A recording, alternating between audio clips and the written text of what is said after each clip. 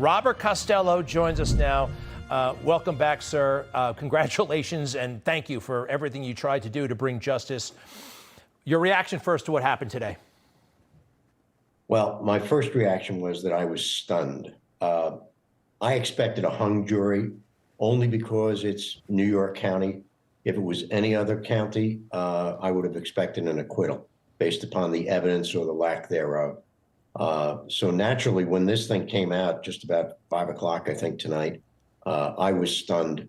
And then I was angry, angry that we had 12 people in the city of New York that were that stupid to believe the story that the DA was selling, which was completely contrary to what Michael Cohen told my partner, Jeff Citron, and myself on April 17th, 2018, when he was suicidal and desperately seeking a way out of his criminal problems.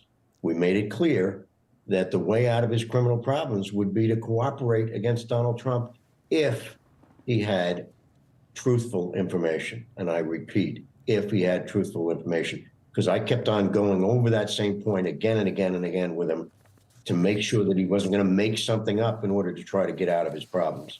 He said that the idea to pay Stormy Daniels was his and his alone, and that he had nothing. I swear to God, Bob, I don't have anything on Donald Trump. Well, at the same time, during that 2-hour meeting, he constantly said, guys, because he knew Jeff Citron for 10 years, he said, guys, I want you to understand, I will do whatever the F I have to do. I will never spend a day in jail. Well, he wound up going to jail. Yeah. Let me ask you this, though. You said that meeting, it was more than one meeting. He was on the phone with you incessantly, right? He made it seem that, it was a one-off or whatever, and you wanted in. He was almost bothering you, barraging you with calls and texts, right? 70 calls. I didn't add them up, but the district attorney's office did. 70 calls from or to Michael Cohen, call me back, et cetera. He was constantly seeking information, but his story never changed with us, that he had nothing on Donald Trump and that it was his idea to pay off Stormy Daniels. How the jury could believe a guy like Michael Cohen is just beyond me. So after the stage of being stunned and then being angry, then I started thinking about this. There are just so many holes in this case that there is an absolute guaranteed reversal on appeal. Somebody said to me tonight, well, which is the most egregious? Frankly, there are so many, it's hard to say which one is the worst, because any one of them is a kill shot for the DA's case. Well, this is one of the reasons why you're a hero in my book. One of the reasons. Somebody had to give it to this judge. And I know probably you didn't mean to, but we have this moment. Let's put the sketch up. You were frustrated by all of the objections he was sustaining, the objections that were coming from the prosecution. I think you may have shown your annoyance, and then he accused you of what? Looking at him the wrong way?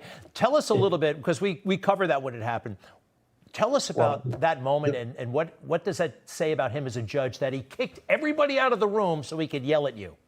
Yeah, it was stupid, frankly. But what you need to know, which I didn't know before that, was that the defense and the prosecution and the judge had a meeting in which they decided they were going to curtail my information, what I was allowed to testify about, to certain subjects.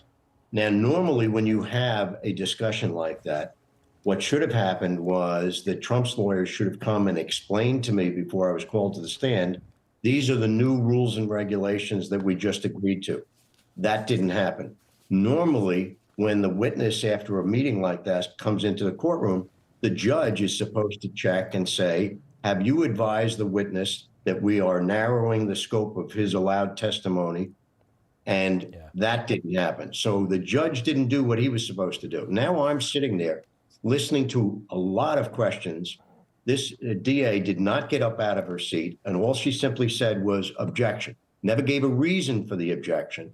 The judge instantaneously said sustained, objection sustained, objection sustained, objection sustained. I think if you add them up, it was like 7 or 8 in a row like that, including one question, if I remember correctly, was, what did Michael Cohen say to you?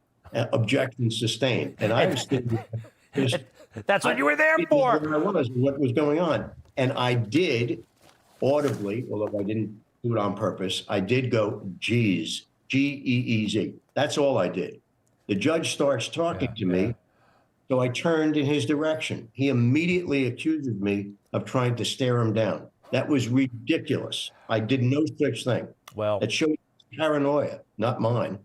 wild. So wild. Well, look, I'm glad that moment happened. And this judge totally conflicted. The thing with the daughter, his money to Democrats, it is outrageous. But Robert Costello, you did the right thing.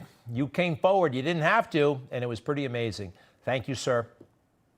Thank you, Greg. I appreciate it. You have a good night.